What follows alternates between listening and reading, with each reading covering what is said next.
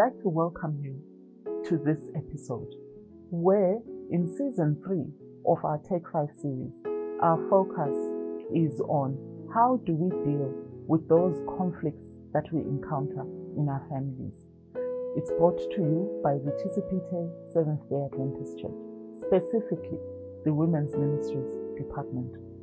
As mentioned yesterday, we are going to use the life of David as a case study through which we will explore the different kinds of conflicts that sometimes obtain in our families. Today, we want to look at an experience that we find in the Bible in 1 Samuel chapter 16, from verse 6 to 7, as well as verses 11 and 12. And here we find a story where the prophet Samuel is instructed by God to go to the house of Jesse and anoint the next king of Israel, after God had said to Samuel, he has rejected Saul.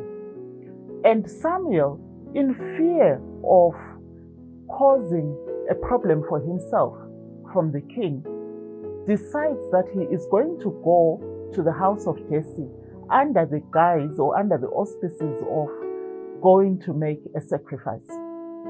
What we find interesting is that he goes there and Jesse and most of his sons, his 7 sons, are present in this sacrifice, as well as some of the men from the community. And when he gets there, Samuel then tells Jesse his true mission, that God has sent him to anoint the next king of Israel. And what we find is that Jesse's eldest son comes according to the instruction that the Lord had given to Samuel, that whoever would come under the bottle, for lack of a better term, the horn that he had, which had oil in it, when God's approval had been found, the sign was that the oil would come out of the horn and anoint this person who God would have chosen to be king. Interestingly, all the 7 sons of Jesse pass under the horn and nothing happens. And then Samuel is perplexed and he asks Jesse to say, are you sure that these are all your sons?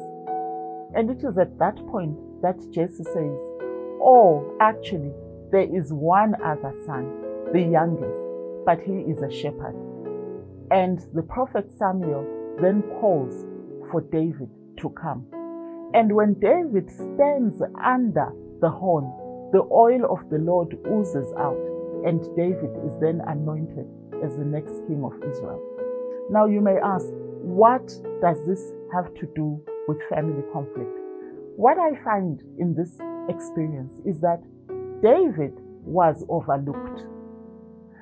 I fail to understand why David was excluded from this sacrifice that was taking place. He was a male and therefore qualified, but he was excluded and he was told, no, go ahead and look after sheep as you usually do. In other words, I tend to get the impression that the father did not believe that David really needed to be here. He was young and therefore rendered irrelevant. And even after the prophet had actually explained to Jesse his mission, we find that nobody thinks to go and call David so that he can also be part of the lineup. So the lesson that we get here for us as families is that sometimes, indeed in our families, certain people are overlooked. Certain members of our families are forgotten. They are marginalized. Sometimes intentionally, sometimes because of tradition or culture. How many times has your family marginalized women? I often laugh in my family when certain decisions are made, certain conversations, and you find my older brothers will take themselves to a different place and they will sit there and have conversations and conclude matters, and then they come back and involve the rest of the family and just share the decision that they have made. How many times have women in your family been marginalized? How many times have you been marginalized or excluded by virtue of your age or your position in the family? David was young, and therefore that became the basis of his exclusion. So many times in our families, people have felt marginalized because they do not have money, because of their lowly station in life, or because of lack of education.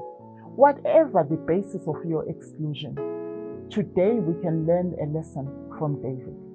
And the 3 lessons that this experience offers to us are as follows. The first is that be very careful of those you exclude and marginalize in your family, because the favor of God may be resting upon the very ones that you have deemed unworthy, you have deemed underqualified. In the example that we are looking at today, we find that it is God who stepped in through his mouthpiece, the prophet Samuel, and actually made sure that David came to receive his anointing. What is the lesson there? The lesson is that when you are marginalized, continue doing what you are doing. David did not question when his father said, go and look after sheep, even though he knew that an important ceremony was taking place in his home. So therefore, realize that human plans can never get in the way of God's plan for you. His plan will succeed in your life. The third and final lesson is that allow God in his own time and in his own way to elevate you, to vindicate you. Stop trying to compete for relevance in your family. Stop trying to compete for acceptance. Let God lift you up. Let God be your vindicator. Remember, in Jeremiah, he says, I know the plans that I have for you, declares the Lord. Plans to prosper you, plans to give you hope, and an expected end.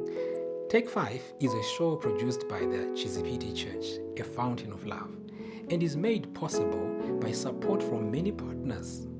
If you wish to follow more of our studies on these and many other subjects, please connect with us on the Ncube SDA Church on YouTube, Facebook, and Twitter. Like our platforms and share with us your comments. We also have our plug-in team ready to pray with you and encourage you through life's challenges. So please connect with us and would love to pray with you. We can't wait to hear from you.